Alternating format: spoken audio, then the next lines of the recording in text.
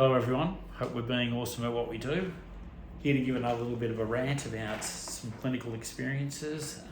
Obviously looking back at this week, this clinic, I'd have to say the pick of the bunch for me this week was a client coming in with hamstring tightness. Now obviously hamstring tightness comes in all shapes and forms. I know there's whole ranges of different perspectives, predisposing factors as well, but it's not always the hamstring that is creating tightness, especially when you're looking at doing, say, a straight leg raise. So obviously got an athlete coming in who's had some what potentially called chronic hamstring tightness, had a lot of needling done with some other practitioners. Obviously has been stretching it, has been doing some neural glides in case there was a neural component to it.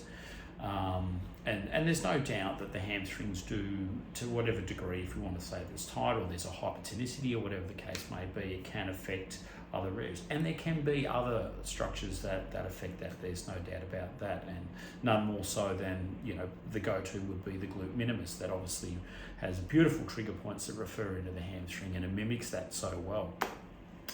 But when I was taking this client through their range of movement, especially in the straight leg raise, interesting to note that as the leg was coming up, it was starting to actually just sort of slightly externally rotate. Okay, so for me, that's a dead giveaway, and I've seen this over the years.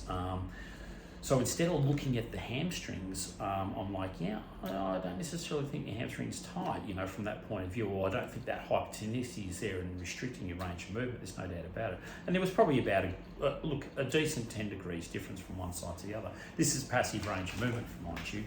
So decided to do what I normally do when in that situation and I see that, and that is actually treat the adductor magnus.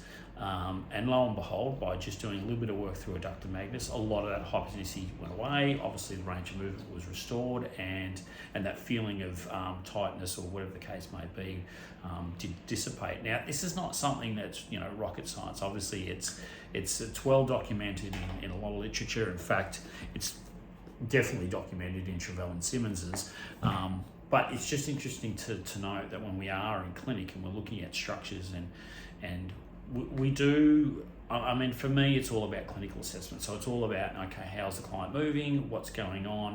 Are you feeling that in the hamstring? Obviously, they were feeling it, yes, there was more of a medial sort of a pull, if you like. So that led me to it. The fact that the foot was starting to just sort of or the hip was starting to externally rotate a little bit as well. I'm like, okay, all right, there could be a little bit of tension in that adductor magnus. And lo and behold, it's not the first time I've seen adductor magnus being almost a bit of a block or a restrictor for straight leg raise anyway. So yeah, just keep in mind, guys, when we're working through, especially hamstring tightness, obviously, because it's pretty important for a lot of our athletes, especially our running athletes, especially my track and field athletes, that it is important that there may be other structures involved, and just sort of work through those. And if you're not getting those changes, then maybe there is another underlying issue, and that's where you're going to be referring off to other practitioners for what they do. But it's all about being awesome at what you do, and make sure that you're making changes, therapeutic changes for your clients. So have a great day, have a great week, and I'll see you next week.